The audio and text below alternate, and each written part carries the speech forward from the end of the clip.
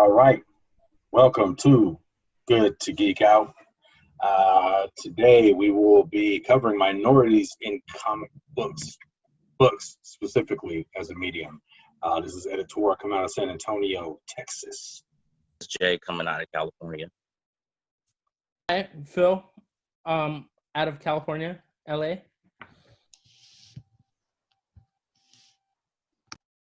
What's up, everybody? Rob Lucy coming at you today from beautiful Yuba City, California, but hailing currently from Phoenix, Oregon.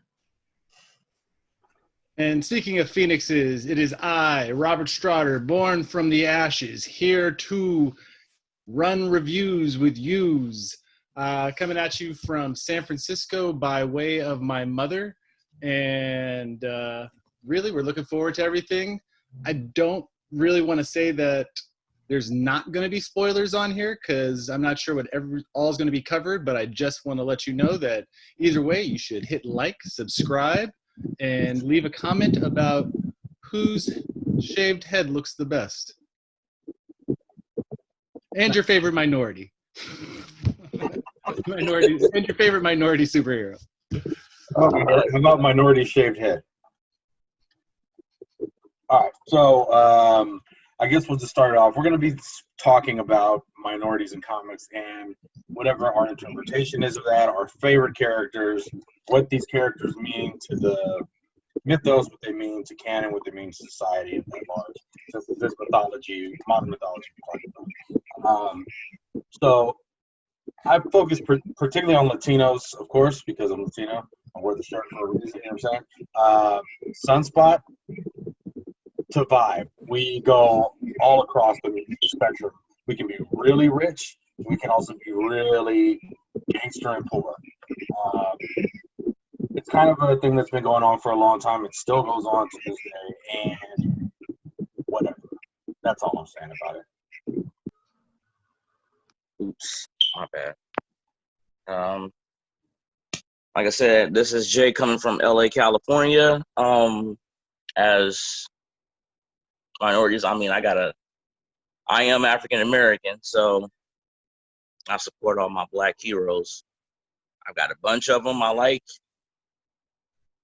Some obscure. I guess most popular ones that I don't like because what they stand for. But I would say that my favorite one, obviously, or what my friends know me for, is Night Thrasher. Dwayne Taylor Night Thrasher, because there was two of them from Marvel comic books, and Black Lightning from DC. But those are my top two. Hi, I'm Phil, hailing from LA. For minority superheroes, I'm Latino, I'm Mexican American, and to be honest, I have a love-hate relationship with some Latino characters because of just how they were portrayed in comics. Like some characters are portrayed in a way where it's really hard to like them, especially since how they're written. And like someone who wrote a really great character was Felipe Smith, who wrote Ghost Rider, Robbie Reyes. And honestly, that's one character who I saw and I said, you know what, this is a Latino character I can get behind. And then I got into Blue Beetle and so on, but like it's getting better. In my personal opinion, it's getting better. Yeah, good points. I started reading comics. I'm a white guy. Most of you who are watching this can see that, but if you're just listening to it, I am white as a snowflake, but have grown up in a very culturally diverse group of friends, several of which are on here right now. And I grew up on comic books with these guys. I think if I'm going to address the topic, how the different two big companies have handled minorities throughout you know, their publication runs. Specifically for me, growing up on the X-Men, I didn't, you know, see it, but I started learning it. You could see how they use that as an analogous role for their modern civil rights movement in so many different ways. And I think what's great about that with Marvel is you could introduce that to some, you know, white kid in the middle of Iowa who had never seen a black guy in his life, and that could help him. You know, he could relate to maybe the white characters, but that at some point in time he's going to bridge that to the civil rights movement and give him a different perspective. It was a nice inroad to understanding for a lot of young people. Really appreciate that. But you know, that being said, they've also done a lot of terrible things, especially in the villains that they've used, as far as stereotyping just about every race under the sun at one point in time or another and making them the villain. So I'm not just going to point to them as being like the shining light and helping. They've done a lot of bad things too, but mostly more good than bad. And I think they've been a way to enlighten a lot of people in a very subtle way. So I appreciate that. And if they didn't have the friends that I had, maybe they could read it in a book and understand that. Everyone's making some awesome points and great reasons of why we love the characters we do, and the fact that representation does mean so much. It means a lot for those who are being represented, and as Lucy speaks to, it means a lot for people reading it who don't have exposure otherwise.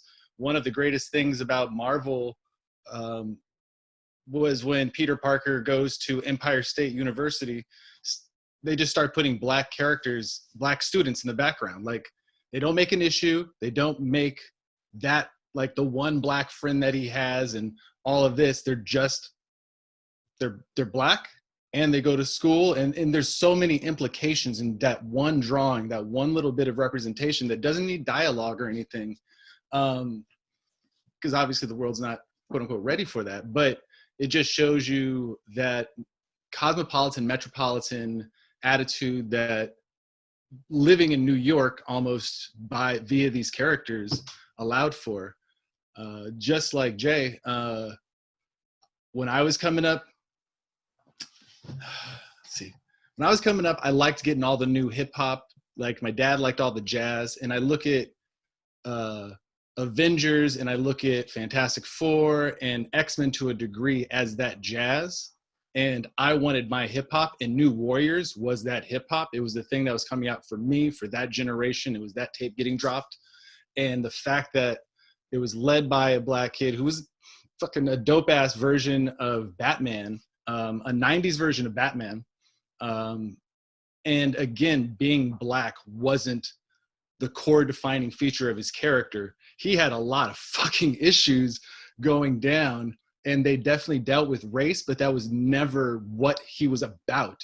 And a lot of times, a lot of these characters falter because when they're presented, the reason they don't ring true is because they're hollow, and there's nothing that resonates with anyone when you see them except for representation. Outside of that, I would like to say, very interestingly, Storm and Monica Rambeau, Captain Marvel, two very strong black women. They reminded me a lot of the women at my church. And again, their defining characters aren't around the fact that Storm is African in America, truly African American. And the metaphor and the analogy, like Rob is saying, in regards to civil rights and the adaptation, but truly they're dealing with this concept of the immigrant, because African Americans look at African Americans in a different way. And so it just gets to that interconnectivity and prejudice that can happen within a culture itself that just kind of still gets addressed. And Monica Rambeau was just dope, because when she ends up taking over the Avengers, Dr. Druid's being a straight dick, and she's just like, yo, check shit, dog. Don't you see I'm running this? I know how to make calls. They wouldn't have put me in charge if this wasn't it. It's a democracy. So again, it was just like dope bits of representation.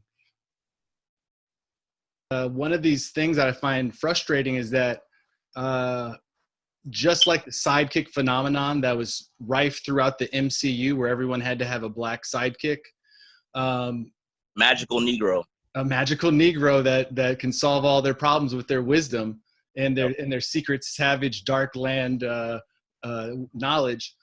And you see that in comic books to the point where no one is solo. Black Panther holds his title his own, but outside of that, even when they hand the baton to Rhodes or they hand the baton to the new Miss Marvel, there's just such a reticence to accept that these characters can be accepted and be fully formed and stand on their own with their own titles.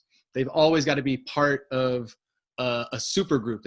No one can ever be Biggie Smalls. Everyone's got to be Little Kim. Exactly.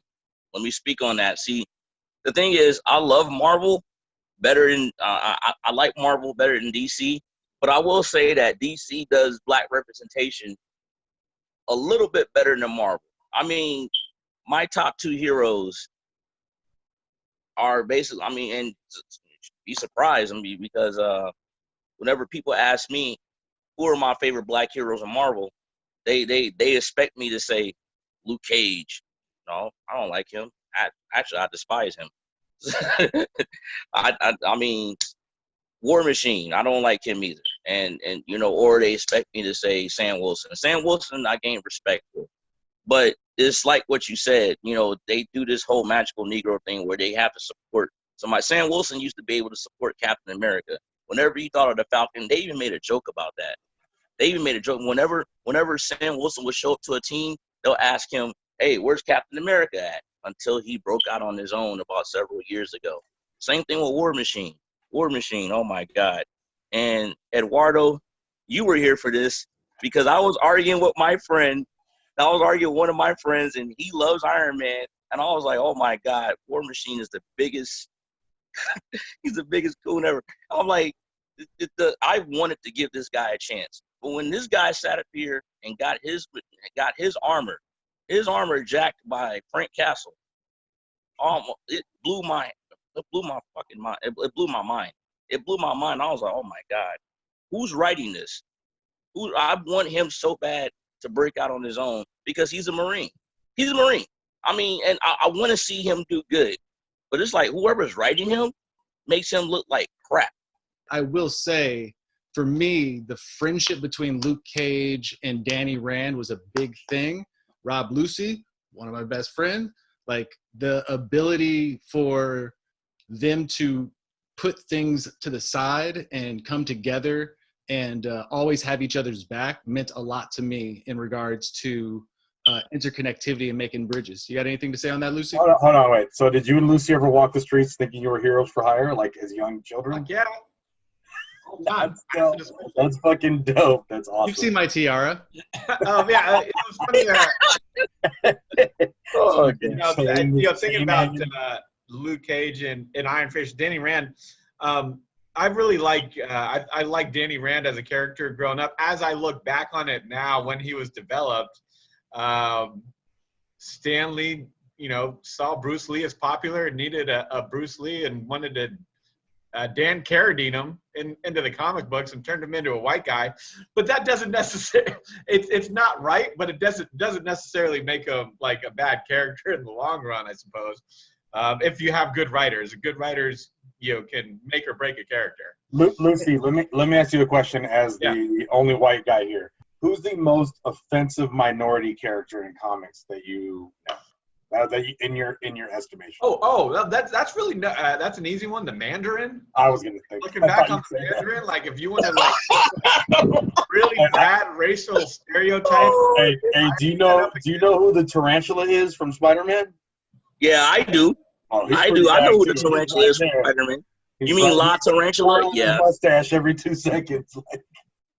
Who are the characters that offend you in Marvel and DC that are minority? It doesn't have to be Latin, just minority in general. Kind of the same question I asked Rob, but I think your answer will be slightly different. Fuck. Okay, for DC, Connor Hawk. because just the fact that he offends me for the fact that they didn't write him well enough.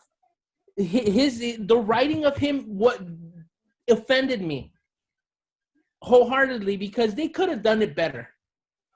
They could have done it way better. They could have like given him a story that they gave Oliver Queen, but they didn't. They just made him a afterthought.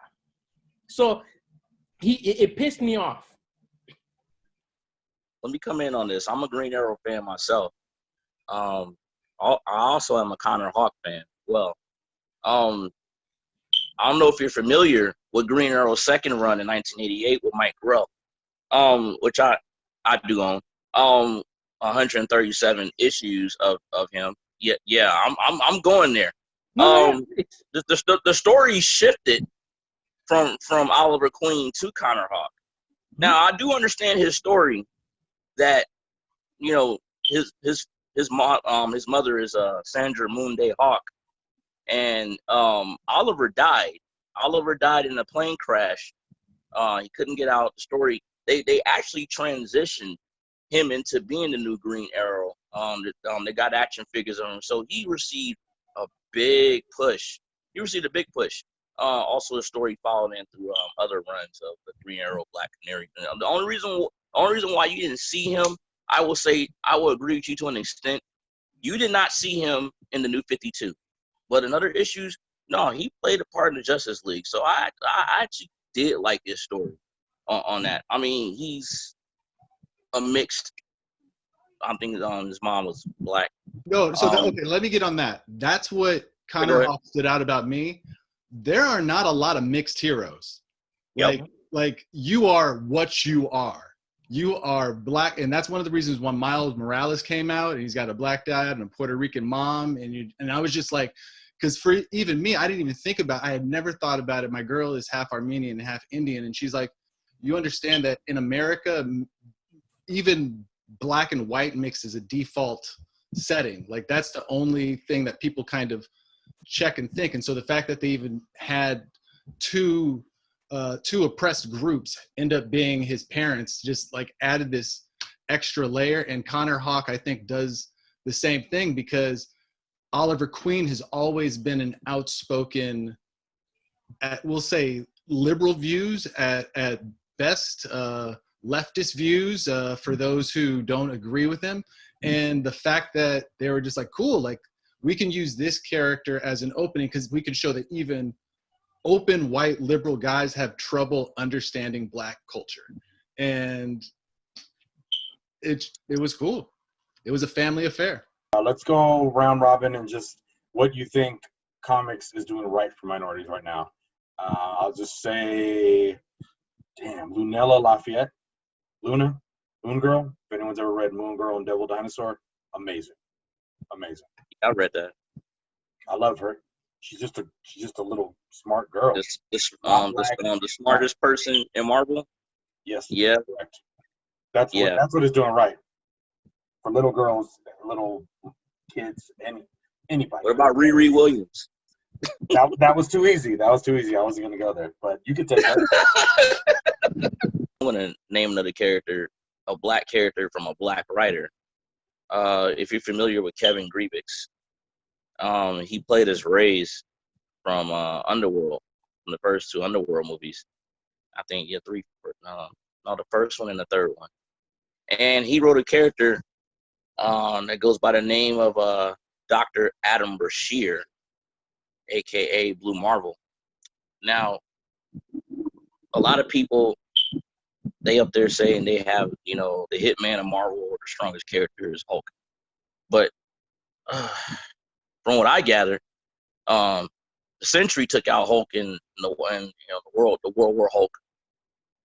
But Blue Marvel took out the Sentry. And Blue Marvel is like, he's basically the African American Superman of Marvel. But doesn't he have a kid now that they say might be more powerful than Franklin Richards? Yes. Yes, he does. Yes, he does. But also he's still a powerhouse. And the reason why you didn't see him, his storyline, like I said, Kevin Grievous wrote him. storyline was that he fought around World War II, or he had a mask on, and the president asked him to stop being a superhero because he was afraid that the people would not like the fact that he was black. So he stepped down. He was like, "Here, I'm gonna give you a Purple Heart. I'm gonna give you a gold medal. Just step down for a bit." And he was criticized by Luke Cage, out of all people, saying like, "Oh yeah, we needed a black hero. Why didn't you fight for your rights?" I'm like, "I served this country. You know, I mean, I have nothing to prove to you. Who are you to tell me what I should have done? You were going around stealing cars and racketeering from people." So of course, you know, And one of the things I like about that is like you had mentioned, the Sentry, the fact that they're able to introduce this character and be like, no, well, he's been here the whole time, but how do you do it? In the Sentry, they're like, oh, well, we made you all forget. He's so powerful. We made you, the comic book reader, forget that he even existed. And you're just like, come on, get the hell out of here. And Blue Marvel, with his sharecropper background and just very rooted in like the complexity and hypocrisy that a slave-based, late capitalistic, dying husk of a nation can put forth. And he does a fantastic job. And he has my favorite thing about all superheroes, that white. Oh man, if I could just go gray right around the sides, I'd love that shit. Let me go back to Ed's original question here for a minute.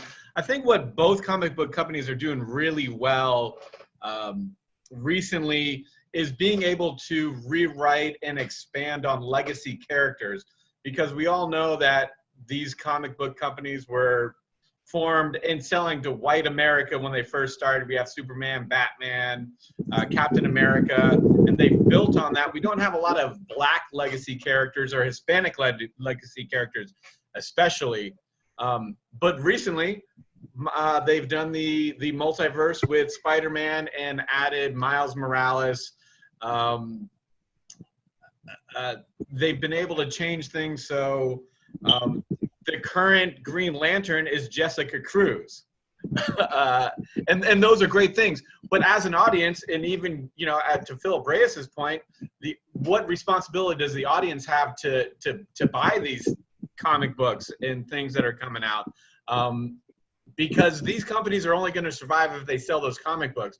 So you need great writing. You need a mix of original characters, and we need people to be able to buy into the switch that they're playing with some of these characters, making Thor female. At the same time, the nice thing that they can do to prop themselves up is they can still keep those original legacy characters in the background, and they always have. As hard as they've tried to switch them over, a lot of times they end up going back to that legacy character as a dad. I want to point one thing out. People were more upset about Thor being a woman than him being an alien or a frog.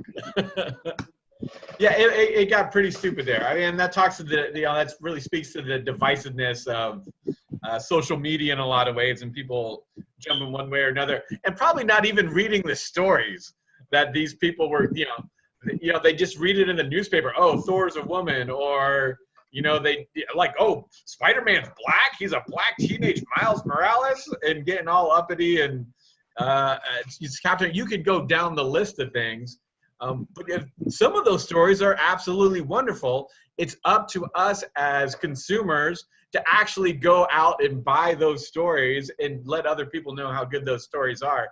And it's wonderful to see that the Spider-Verse, especially Miles Morales, has broken through to the next level. And not to mention the Black Panther, one of the biggest Marvel movies ever. So there are writers and directors that can make these things pop.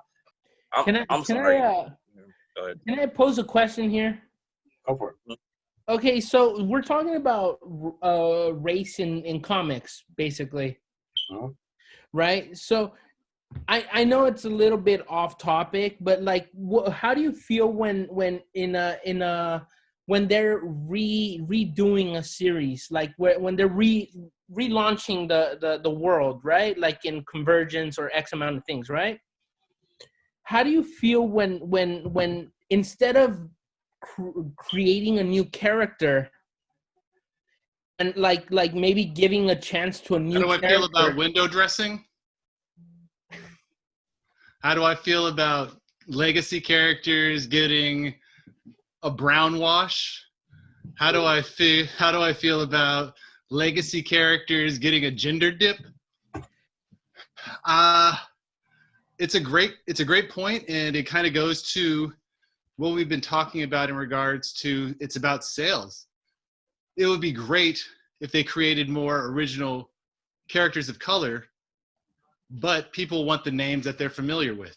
That's why we're stuck with perpetual Bruce Wayne, and as dope as Dick Grayson is, we'll never truly get Dick Grayson to get his own feet underneath him. I don't want to undercut the importance of dope design and the artist, what they bring together. You can have a cool character. Night Thrasher's dope. He's not black when he's Night Thrasher. He's in his armor and he's doing his thing. We know he's black in there doing it, but that's not he's not Black Night Thrasher. You know what I'm saying? Like, that's not his name, you know, like, it's the character design, I think, plays as well of a role. And oddly enough, I feel like I shouldn't like the new Miss Marvel character design, but I think it's dope. Way later. Worst reboot is definitely Asian Hulk, Amadeus Cho. Whoa. Unnecessary. Whoa. Doesn't add depth to the character. He's already smart. Like, and if anything, it almost cuts the Hulk's balls off by him being who he is, which almost makes it seem like Asians are soft. That's interesting. I thought that the implication is of Amadeus Cho and Hercules' relationship, knowing Hercules' relationship with other sidekicks that he's had, was a more interesting thing that they never truly explored, that I felt was constantly right on the horizons of being, again, representation and intersectionality of these minority characters that you can have come in. My issue with Cho is that no matter what Bruce fucking why can't I think? No matter what Bruce Banner looks like, no matter who draws him, he can have a skinny face, he can have a little squat face, he can be Mark Ruffalo. He looks the same as the Hulk. When Amadeus Cho comes, why do they draw this little baby face on this like big green fucking canvas? He's always like little hair with a little wispy hair. Yeah, and again, it's like this design. It is the same thing. It's an emasculating move that they do for characters of Asian persuasion, and they constantly make them more effeminate than they need to be. All right. So let's close out because hold on. I just want to touch on one character before we get out of here. My most ridiculous stereotypical character, and again, I love New Warriors. It's when they introduced Rage. Ooh. What? And I like, well, this. Hear me out. The kid, his power is being an angry black kid. That's am I wrong? Is that his power set? Is that his power set? I never thought about it like that. I seriously never thought about it like that. That's why I'm laughing. Oh, and God. I think that it's one of those things that I think that the idea was good. I mean, I was never a huge fan of the luchador mask and the idea of, you know, the Shazam aspect of him being older, younger, and all that. But yeah, completely. His whole thing is that I'm a frustrated, angry black kid, and I'm gonna beat people up. I'm gonna punch people because of it. I'm raging. I'm the raging Cajun. He made the Avengers Got kicked out of the Avengers. real quick. Because he stole one of, because Night Thrasher told him to steal one of the Avengers jets. He didn't even want to do it. He was just like, oh, well, I'm a junior Avenger. I don't think I can do this. We Go call and that a do it. sucker. We call that a poo butt sucker. You just got played. They interviewed him and he was like, sometimes you want to do hood rat things. Do I get to do hood rat things on my time off? He had higher clearance than them, and Night Thrasher just told him to do it. And he's like, okay, I'll go do it. Okay, boss. Exactly. I want to say it out loud. Wait for what he said. All right. So on that note, we'll close out.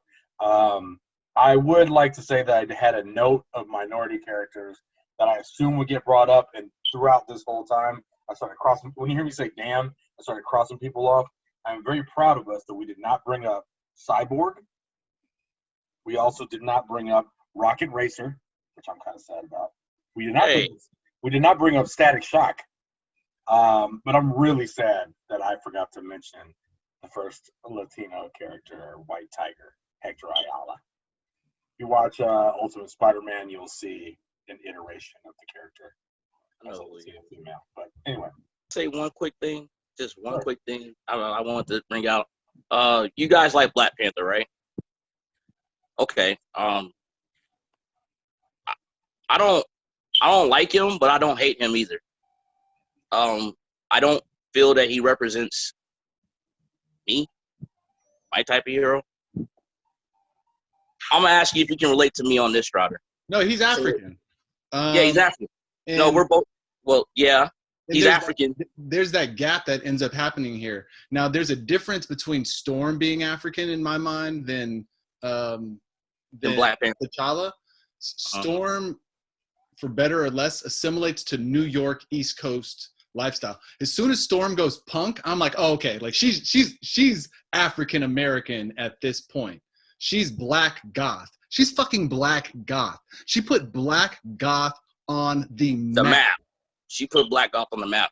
And the problem with T'Challa, I'm gonna say this, and most people, because they're like, why you don't like Black Panther? I'm like, he doesn't represent me. And it goes to a different type of racism here, and I'm gonna speak on it right quick. We have racism in every race. Whereas a black man, I've experienced this amongst certain Africans.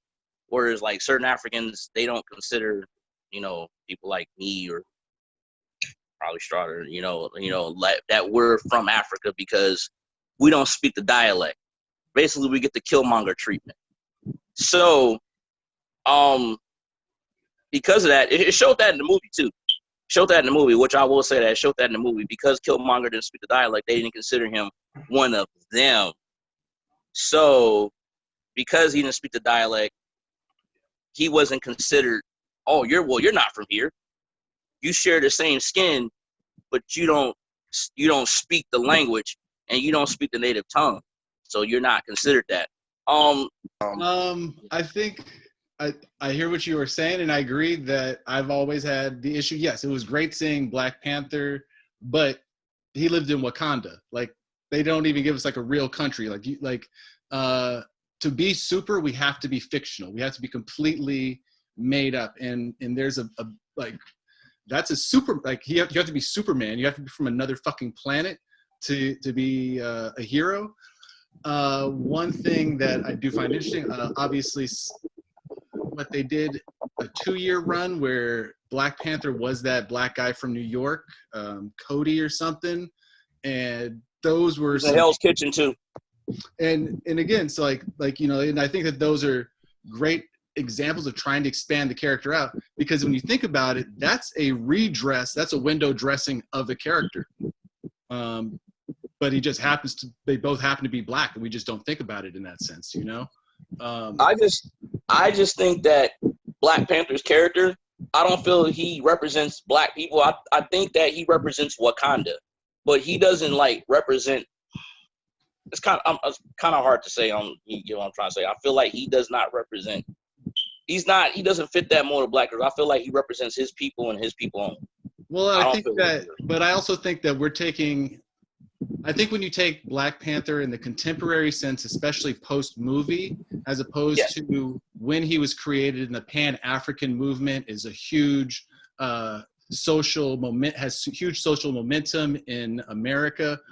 In this idea of not to mention he was named Black Panther at the time when the Black Panther Party was significant in the United States. T'Challa predates the Black Panther Party by 2 or 3 months. The comic came out a couple of months before the party officially took their name.